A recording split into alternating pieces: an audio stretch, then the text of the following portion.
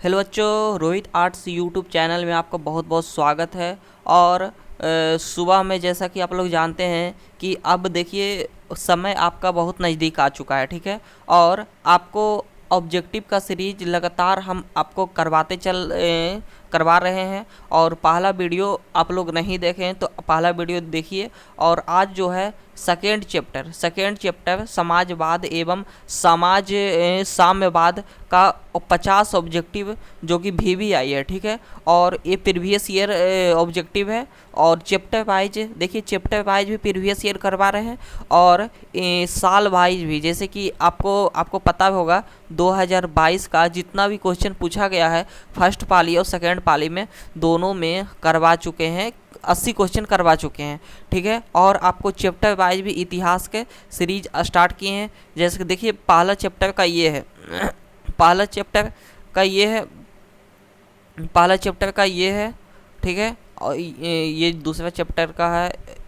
ये देखिए पहला चैप्टर के 50 क्वेश्चन। यूरोप में राष्ट्रवाद किस तरह उदय होता है, पहला चैप्टर के करवाए हैं। और एक और बात है कि आप लोग वीडियो देखते हैं तो अपना जब ऑफलाइन कमेंट आएगा तो अपना नाम और आपका घर कहाँ है आप ज़रूर इस कमेंट में ज़रूर लिखिए, ताकि ऑफलाइन क्लास खुले तो आपका नाम ज़रूर अनाउंस किया जाएगा कि हाँ ये बच्चा जैसे सोनू कुमार डेली वीडियो देखता था, ठीक है। और आपको टेस्ट एक होने वाला है, जैसे ऑफलाइन खुलता है आपके सामने एक टेस्ट होगा। और टेस्ट में जो भी सबसे अधिक नंबर लाएंगे उसको हमारे संस्थान की ओर से प्राइज वितरण किया जाएगा, ठीक है। तो ये अनाउंसमेंट है दोगो। तो चलिए स्टार्ट करते हैं। साम्यवाद और साम्यवाद।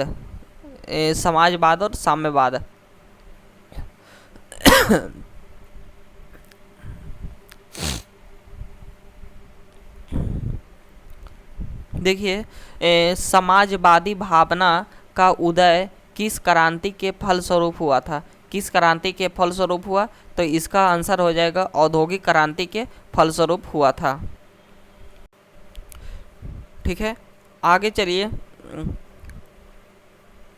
कहता है कि आगे कहता है कि किस क्रांति के फलस्वरूप पूंजीवादी वर्गों द्वारा मजदूरों का शोषण चरमोत्कर्षण पर था। तो इसका आंसर डी औद्योगिक क्रांति में, ठीक है। चलिए आगे चलिए। कहता है कि किस अर्थव्यवस्था में उत्पादन के सभी साधन कारखाने तथा विपणन में सरकार का एक अधिकार होता था। तो इसका आंसर सी समाजवादी। औद्योगिक क्रांति के कारण समाज का विभाजन कितने वर्गों में बट गया था? तो इसका आंसर बताइए। 2। इसका आंसर 2 है, 2 भागों में बट गया था। चलिए आगे 5 नंबर कहता है कि फ्रांसीसी समाजवाद का विकास का जन्म हुआ था। फ्रांसीसी समाजवाद का विकास कहाँ हुआ था? किसने किया था? तो इसका आंसर सेंट साइमन ने किया था। स्वप्नदर्शी समाज का संस्थापक कौन थे? तो बताइए इसका आंसर क्या है? ओवन है। फटाफट आप लोग याद करते जाइए और जो भी नहीं जानते हैं तो कॉपी में नोट करते जाइए, ठीक है, ताकि टेस्ट में आप लोग अच्छा मार्क्स लाएं और बोर्ड में भी अच्छा मार्क्स लाएं। यूटोपियन समाजवादी कौन नहीं है? इनमें कौन नहीं है? तो कार्ल मार्क्स नहीं है, ठीक है। इंग्लैंड में समाजवाद का जनक किसे कहा जाता है? इंग्लैंड में समाजवाद का जनक किसे का रॉबर्ट ओवेन को कहा जाता है। Option C. आगे चलिए। कार्ल मार्क्स का जन्म कहाँ हुआ था? कार्ल मार्क्स का जन्म जर्मनी में हुआ था। देखिए ये को प्रीवियस ये 2011 में, 19 में, 10, 20 में और 21 में पूछा गया है। प्रथम इंटरनेशनल की स्थापना कहाँ हुई थी? चलिए इसका आंसर बताइए आप लोग। इसका आंसर लंदन में हुआ था। आगे कहता है 11 नंबर कहता है कि साम्यवाद घोषणा पत्र किसने प्रकाशित किया? तो इसका आंसर मार्क्स एंड एल्गो ने प्रकाशित किया था।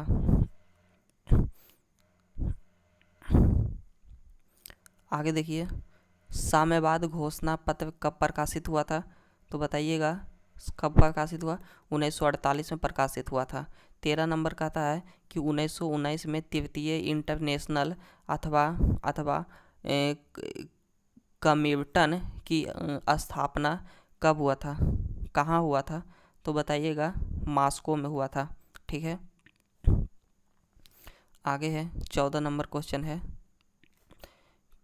14 कहता है कि वर्ग संघर्ष के सिद्धांत की व्याख्या किसने किया? कार्ल मार्क्स ने किया। 15 नंबर कहता है कम्युनिस्ट मैनिफेस्टो का प्रकाशन किस वर्ष हुआ है? बताइए किस वर्ष हुआ था? 1848 में। 8 आंसर है। बताइए मजदूर दिवस किस तिथि को मनाया जाता है? इसका आंसर कमेंट में आपको देना है। 17 नंबर का आता है द्वितीय अंतर्राष्ट्रीय संघ कब बना है? तो इसका आंसर बताइए। 1889 में बना था। 1889 में। 18 में कहता है कि प्रथम अंतर्राष्ट्रीय संघ कब बना है? तो 1864। Answer B. दास कैपिटल किसकी रचना है? कार्ल मार्क्स की रचना है। Das Kapital. आगे है कम्युनिस्ट मैनिफेस्टो का लेखक कौन है? तो answer Karl Marx and Friedrich. आगे देखिए कहता है 21 नंबर कहता है किसे समाजवादियों का बाइबिल कहा जाता है? दास कैपिटल को कहा जाता है। नेक्स्ट है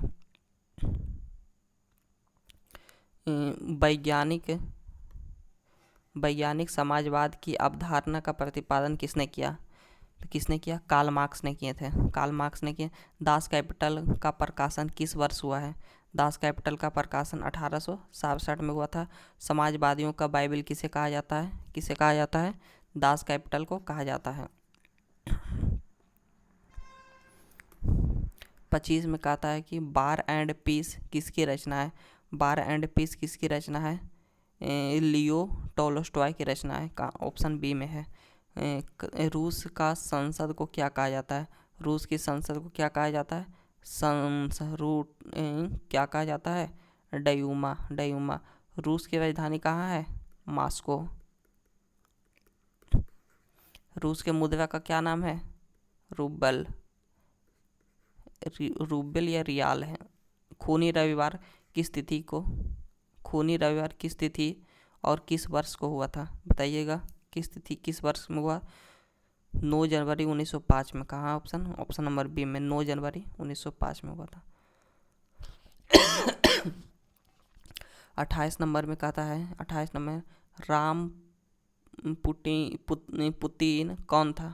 रासपुतीन कौन था? 28 में बताइएगा। भ्रष्ट पादरी था। ऑप्शन बी में। 29 नंबर का रूस का पहला समाजवाद कौन था?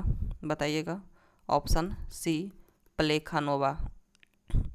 30 नंबर का आता है क्वेश्चन कहता है कि 1917 की रूस क्रांति के समय किसे जार किसे कहा जाता है? नेपोलियन द्वितीय को जार कहा जाता है। आगे है कि निहिलिस्ट आंदोलन कहाँ से हुआ था? तो निहिलिस्ट आंदोलन रूस से हुआ था। चलिए बताते चलिएगा सभी कोई। ठीक है, तूरा खोसला और मंजर भी आएगा। प्यासे तक चलकर समंदर भी आएगा। थक कर ना बैठो मंजिल के मुसाफिर, मंजिल भी मिलेगा और मिलने का मज़ा भी आएगा। ठीक है, तो इसीलिए पढ़ते जाइए। ठीक है, 32 में कहता है कि रूस में सोशल डेमोक्रेटिक पार्टी की स्थापना कब हुआ था? तो इसका आंसर बताइएगा। 1833 में हुआ था। 33 नंबर का आता है कि बेल्शेविक क्रांति कब हुआ था? तो यहाँ पे लिख दीजिएगा। यहाँ पे नवंबर 1917 में हुआ था। 34 में कहता है रूस में दास प्रथा का अंत कब हुआ था? रूस में दास प्रथा का अंत कब हुआ था? तो बताइएगा 1861 में हो गया था। 1861 में हो गया था। रूस में निहिलिस्ट ने सुधार के लिए कौन सा मार्ग अपनाया था? कौन सा मार्ग अपनाया था? आतंक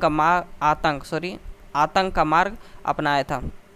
आगे बताइएगा रूस में जार का क्या अर्थ है? जार का क्या अर्थ होता है? तो रूस का सम्राट जार का अर्थ होता है। डी। आगे बताइएगा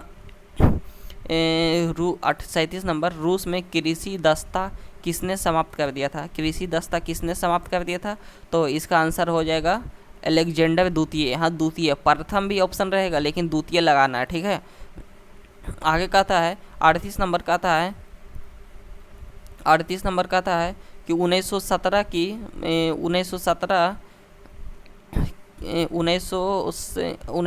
की पहली रूसी क्रांति किस नाम से जाना जाता है? किस नाम से जाना जाता है? तो बताइएगा इसका। फरवरी क्रांति। लेनिन ने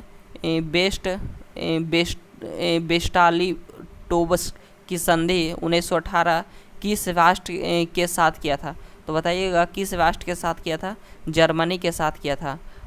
अप्रैल थीसिस किसने तैयार किया था? अप्रैल थीसिस लेनिन ने तैयार किया था। ऑप्शन ए, लेनिन ने तैयार किया था। आगे है लाल सेना का गठन किसने किया था? लाल सेना का गठन ट्रोट्स्की ने किया था। ट्रोट्स्की। 42 में कहता है बेस्टिल टूस्ब की संधि किन देशों के बीच हुआ था? तो किन देशों के बीच में हुआ था? रूस और जर्मनी के बीच में हुआ था। रूस और जर्मनी के बीच में हुआ था, ठीक है। फटाफट जवाब देते जाइएगा, ठीक है। आगे कहते 43 नंबर में कॉमिटर्न की स्थापना का उद्देश्य क्या था? तो बताइए कॉमिटर्न का स्थापना का उद्देश्य समाजवाद का प्रचार करना। ऑप्शन बी है। आगे कहता है 44 नंबर कहता है कि काम का अधिकार को संवैधानिक अधिकार का रूप सबसे पहले मिला था। सबसे पहले किसको मिला था? सोवियत संघ। वर्तमान में इसे क्या कहते हैं? रूस कहते हैं, ठीक है, रूस कहते हैं। और रूस जो है सोवियत संघ 1991 ईस्वी में टूट गया था। आगे कहता है कि 45 नंबर कहता है कि 1917 में बेल्शेविक क्रांति का नेतृत्व किसने किया था? बेल्शेविक क्रांति का नेतृत्व किसने किया था? लेनिन ने किया था। लेनिन ने किया था। चेक क्या है? चेक क्या है बताइएगा। चेक क्या है? पुलिस दस्ता। पुलिस दस्ता। ऑप्शन बी, पुलिस एक दस्ता है। आगे कहता है कि भूमि शांति और रोटी ये 3 नारा किसने दिया था? बताइए भूमि शांति और रोटी 3 नारा किसने दिया था? लेनिन ने दिया था। लेनिन ने दिया था। किसने दिया था? लेनिन ने दिया था। आगे कहता है कि समाजवाद शासन का पहला प्रयोग कहाँ हुआ था? समाजवाद का शासन का पहला प्रयोग रूस में हुआ था। रूस में हुआ था। आगे चलिएगा रूस का बेल्शेविक क्रांति का नेतृत्व किसने किया था? तो किसने किया था? लेनिन ने किया था। लेनिन ने किया था। नई आर्थिक नीति जिसे NEP का जन्मदाता थे, कौन थे? नई आर्थिक नीति का जन्मदाता कौन थे? लेनिन थे। लेनिन ने नई आर्थिक नीति NEP की घोषणा कब किए? 1921 में किए। 1921 में किए। चलिए आगे बताइएगा लेनिन की मृत्यु कब हुई थी? लेनिन की मृत्यु कब हुई थी? तो 1924 में हुआ था। 1924 में हुआ था। चलिए लेनिन की मृत्यु कब हुआ? 1924 में। और इस वीडियो को लास्ट क्वेश्चन जो है कमेंट में जवाब मिलना चाहिए, क्योंकि कमेंट भी एकदम फुल भर के आना चाहिए, ठीक है ना। कैसा पढ़ाते हैं, कैसा आपको लगता है। सोवियत संघ का विघटन किस वर्ष हुआ? सोवियत संघ का विघटन किस वर्ष हुआ था? चलिए ये बता दिए थे, वीडियो के पहले ही बता दिए हैं, 2-3 सेकंड पीछे बता दें। इसका आंसर आपको कमेंट में जाना चाहिए। और एक बात ज़रूरी सूचना, आपका नाम कमेंट में होना चाहिए और आपका घर कहाँ है होना चाहिए, ताकि और जब भी ऑफलाइन खुले उसका नाम आपको बोर्ड पे लाया जाएगा और समझ में आएगा कौन कौन ऑनलाइन क्लास कर रहा है, ठीक है। तो नाम सभी वीडियो में होना चाहिए और आपका घर कहाँ है ये भी होना चाहिए। तो मिलते हैं आपसे नेक्स्ट वीडियो में, तब तक के लिए धन्यवाद।